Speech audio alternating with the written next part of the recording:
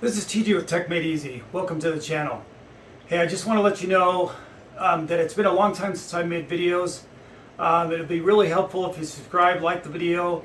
When I first started the channel about 2 years ago, about 6 months into it, I got really ill, and so I had to stop making the channel. I had no energy to make it, and that's why if you've watched any of my videos in the past, there hasn't been anything posted for like over a year and a half. But now it had nothing to do with COVID or anything like that. 4 operations later, I'm now back to practically normal. Anyway, so it would just be really helpful if you could like and subscribe to the channel. But as you saw in the title, we've got a system here. I call it the mystery computer because it's a $220 computer. And is it good for gaming in 2023?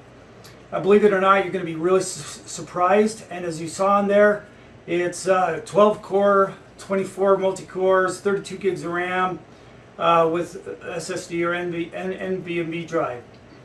Now, my channel is all about making things practical, easy, and affordable. And so this definitely fits that category. It's definitely affordable.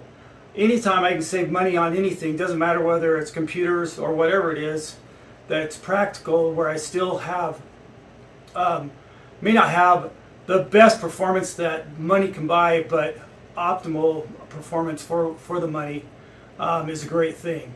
So anyway, what we're going to do is we're going to test several games with this, and then we're going to compare it against one of the newer systems today to see how those frames per second work. But let's go ahead and get into the test, and then we'll reveal the system. And we're going to test this, as you saw in the thumbnail, with a RTX 3060 Ti.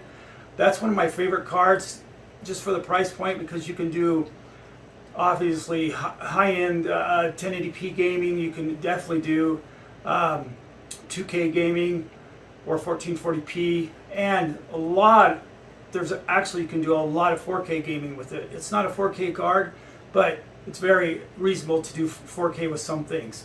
So let's go ahead, let's get into this, let's talk about the system, talk about the results.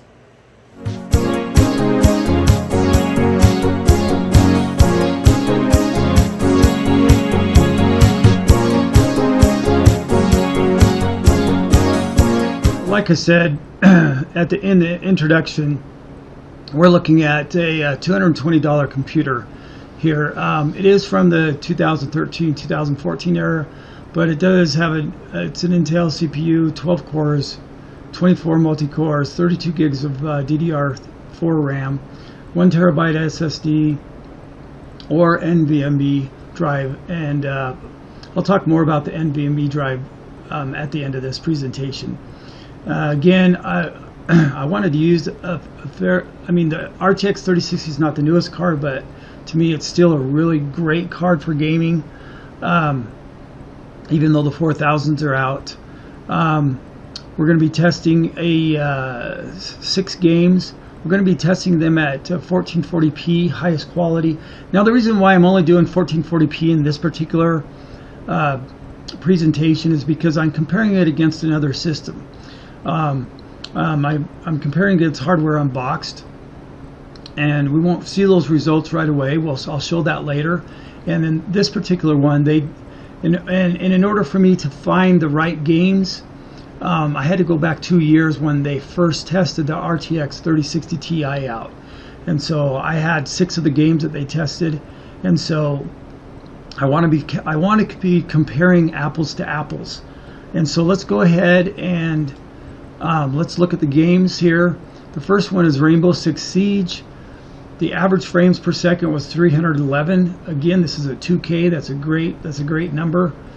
And obviously Rainbow Six Siege is kind of in there with CS:GO. A lot of the multiplayer games aren't as demanding as AAA games. So the rest of these other games that they tested and that we're going to be looking at are more AAA games.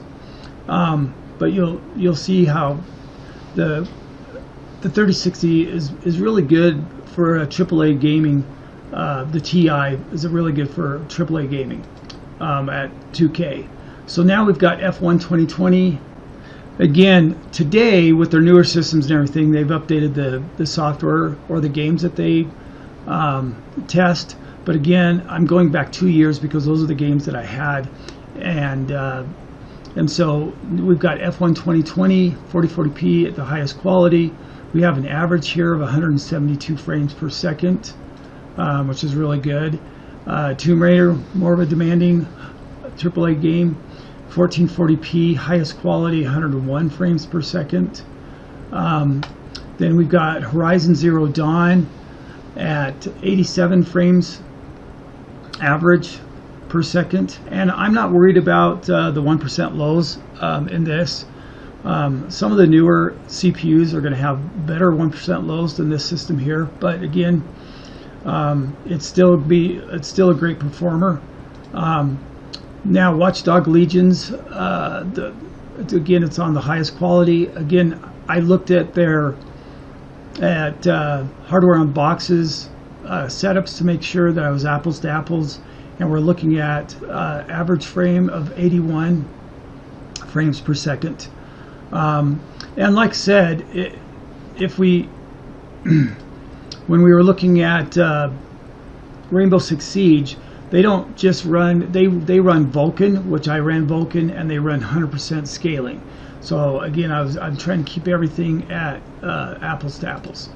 So then Gears 5, I have this mystery system has 92 frames average frames per second.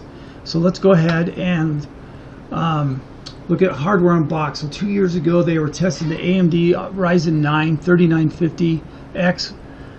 Even today, it's still a $600 or more CPU, 32 gigs of RAM. In this particular comparison, or that they did with the 3060 Ti, a lot of times they go through the system that they're using in a lot more detail, but this one they really didn't. They just gave, like, they're using 32 gigs of RAM. I don't know if it's DDR4, DDR5, but anyway, it doesn't matter to this comparison. Obviously, they used the latest and greatest motherboard at the time, the NVMe card test. So the reason why I'm showing you these prices now, so they did say that this was going to be the last game comparison that they were going to use with this system, and that they were going to upgrade to the Ryzen 9 5950X. And sorry, I left the X off there. And I looked up the pricing of that today, and it's a $500 or more CPU today. And I don't know what they use today for their systems. This was, again, 2 years ago. They might have even upgraded to an Intel. They used to do Intel a lot. They might have upgraded to an Intel one. I don't know what they use to test games today. But again, this is 2 years ago. And so let's take a look at the chart to see where we fall in line with hardware Unboxed. So right now the green is the mystery computer, and the blue is hardware Unboxed. Now I know that you might find this hard to believe, and I'll kind of explain the discrepancies here, because we have 311 frames per second average to 235 for hardware Unboxed. And if you look at these, like F1 2020, we got 172, hardware Unboxed is 136. Shadow of Tomb Raider is 101 compared to hardware Unboxed 108. Horizon Zero Dawn 87, and hardware Unboxed is 92. Watchdog Legions 81, hardware Unboxed is 61. Gears 5 is 92 compared to 85. Now, one thing I did fail to mention about hardware Unboxed, they weren't using in this particular one, they weren't using SAM yet, smart memory access on their games. Once they got their new system, they started using SAM on everything. So let me just talk about why there might be some discrepancies here, because you're thinking, why in the world is a PC from 2013 or 14 doing this well against a new system? For one, the system, even though it's old, it's a really good system, okay? It's one of my favorite systems. In fact, I use this as my personal desktop still. The other is that I'm using the latest and greatest drivers from Nvidia. They did this 2 years ago. I'm sure there's driver updates that has made a big difference in performance. And so, and again, the new systems that they test today, they're using SAM, or Smart Memory Access. But my point is look at this system. It's a $220 system, and look how it performs. Now, I'm not saying that this $220 system could outperform the latest and greatest CPU and motherboard and memory today at all. I'm not saying that at all. It's not. I'm just going to flat out tell you it's not going to have the same performance. But even with less performance, you're getting so much for the money that you can now spend less on your system and spend a little bit more on your video card and have a better gaming experience that way. This is the way I've kind of done the systems for my kids. I have 3 systems for my kids, and let me talk about that here in a minute. So this is our mystery PC. It's an HP Z440. It's based on the X99 platform, which to me is one of the best platforms that they've made. And now the platforms are newer today, obviously, but for an old technology, it's such a great platform. And so I have a 1 terabyte drive in here. It's $50, and that's it's an NVMe drive, and then there's 32 gigs of RAM, which costs $40. Now, let me go back here for a minute. The reason why this system's only $100, obviously, I'm getting this off of eBay. Now, I want to talk about eBay for a minute, buying off of eBay. I have been buying used products off of eBay for years. I have very rarely had a system that was bad from eBay. There have been rare occasions where I did get something that was bad, but they took it right back. Most of the time when I'm buying something from eBay, with the exception of video cards, these older systems, you're usually buying it from a recycle center that takes in computers from businesses and recycles them out to the public. And so they've gone through and tested them. Now, I'm not saying that's the way it is with everything on eBay. And I kind of try to stick with those recyclable companies, with the exception of video cards. And even the video cards I've bought, I've never had a problem with them being used. Okay, so when you buy the system on eBay, the reason why we need to buy these other parts is because when they sell these used computers, you don't know how much RAM it has, you don't know what CPU is in it. More than likely, it's not going to have 32 gigs of RAM, and it's not going to have a 2690 V3. They usually don't sell them that way, and if they did, they'd be really expensive. So you're just getting, when you buy one of these, it's probably going to come with no RAM, no CPU, or a low-powered CPU, and maybe 4 to 8 gigs of RAM. And so that's why I have these here. That's why I have these priced out. And everything that you see in this video today, there will be links to all of it in the comments below. But just remember, because this is eBay, whatever link I have put in there may not be valid at the time, depending on when you watch this. But just remember, you can find these for $100, 80 to 120, realistically. The CPU itself, look at the value of the CPU, $20. It's the E5 2690 V3, 12 cores, 24 multi-cores, and I think the base hertz is 3.6, and it goes up, or is it's 2.3 or 2.6, and goes up to 3.6. Sorry. I did have to get a 6 to 8 pin adapter for the video card. It totals to $220. Now, let me just tell you one thing that I didn't put on here that I should have put on there. I didn't put it on there because it's included in the system. So the system comes with a 700 watt power supply, and of course everything is USB 3. And there's lots of reasons why I like this system. They're easy to work on. There's lots of room for long cards if you want to put a long card in there. These systems still are great value today, even with modern cards. Now, not high-end modern cards. And what I consider to be a high-end modern card is like a 490 and a 3090.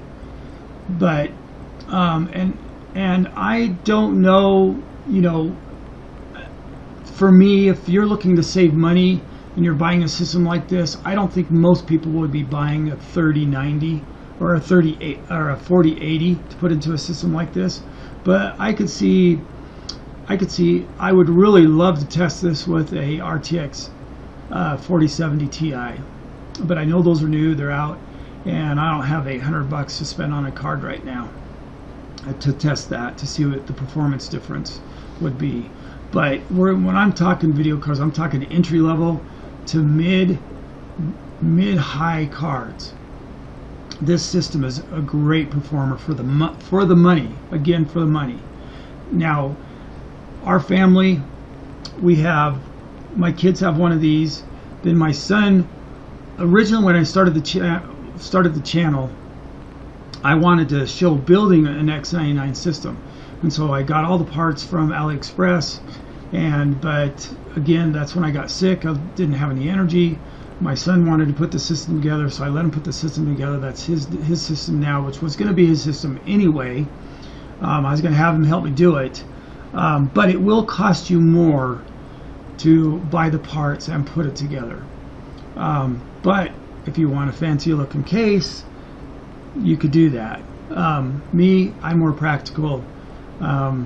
I was okay buying the parts for my son for him to do that, but if you're looking to get into a system for your kids, or maybe you want a system to do video editing or whatever it is, this is a great system to start off with, just because the value is so great and your CPU choices. There's actually 2 more CPUs I'm going to talk about in here, and so let me again, I just put this in here because the hardware Unboxed at the time when they're using the 3950X, it's a 16 core 32 multi-core CPU. They're 32 gigs of RAM. They were again testing the 3060 Ti, and just looked how good that performed against that system. Now again, I'm not going to make any claims that this system is going to keep up with the latest and greatest AMD and Intel CPUs, but we're talking $600+. Even your mid entry level CPUs are $300 on the Intel side and the AMD side. So it's still, you're getting a system for, you're getting a whole system for what a CPU costs. It's a great option, and a great option if you want to spend a little bit more on it. It allows you to spend more on a video card. So anyway, again, I'm just comparing this HB with the E5 2690B3. Now, let's talk about the other 2 CPUs that you can get for this system. Okay, let's talk about what I consider the best CPUs for this platform. Now, there are a lot of CPUs to choose from, and it does take it also takes version 4, but the version 4s are still expensive, and I don't know how much more gain you would get for gaming to even go to the version 4. I'm not 100% sure. I don't have any to test, and so, but there are others that are cheaper than $20, but why would you want to do that? This 2690B3 for $20, man, that is a steal of a deal. So the next one is the 2698V3. It's 16 cores, 32 multi-cores for $40.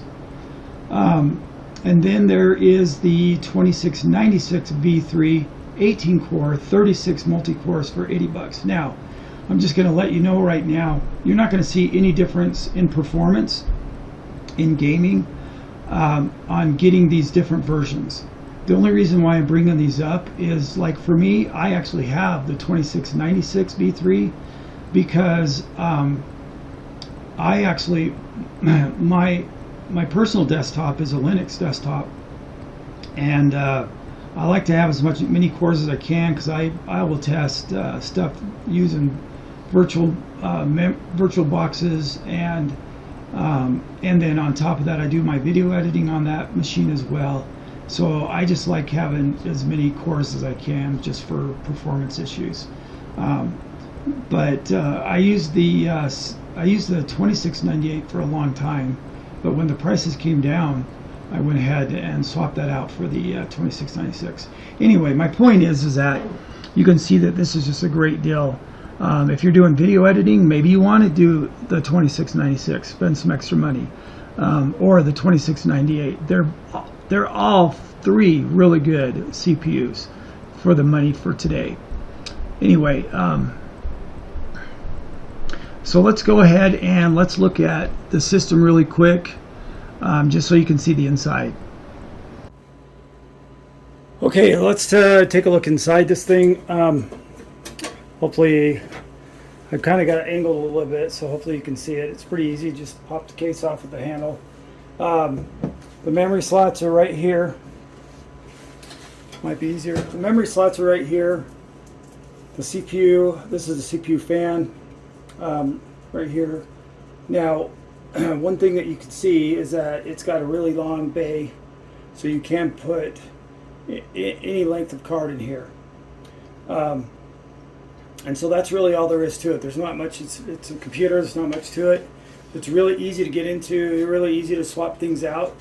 What I will do, I'm not going to show how to change the memory or the CPU, but what I will do, for those of you watching this that may want one of these and don't know how to do that, I've got a link on how to change these things in another computer, and I'll include that link as well on how to change the memory and the CPU and put in a video card and so on and so forth. Anyway, that's the Z440. Okay, really quick, I just want to talk about the SSD situation with this computer. Now, you can put in a normal SSD. This crucial is $50. If you really want to run an NVMe card, this crucial is $50. Then there's this green card, and it's actually it's an M.2 card, but it's a SATA drive. And then this card here that holds those, the first option here, that's for the SATA drive. The second one is for the NVMe drive. When I first got this computer, I did try getting a card and just running the NVMe card, because it said it was compatible with NVMe, running the operating system. I couldn't get it to work, but I didn't do a motherboard update either. So maybe with an update it would work, but I didn't worry about it because I just want this solution. Put the operating system on this SATA 3 M.2 card, and then I put all the games and everything on the NVMe drive. So it would cost you an extra $30 if you were going to do that. So instead of $220, you're talking $250. But this is a great system all around. Whether you're gaming or not, it's a great system. But it allows you some flexibility to get into a gaming card, or maybe you can spend a little extra money. Let me know in the comments below. I could test I do have an RX 6700 XT that I could test as well if you want to see those results. Anyway, this is TG with Tech Made Easy. I hope that was helpful. Have a great day. Now that was easy peasy.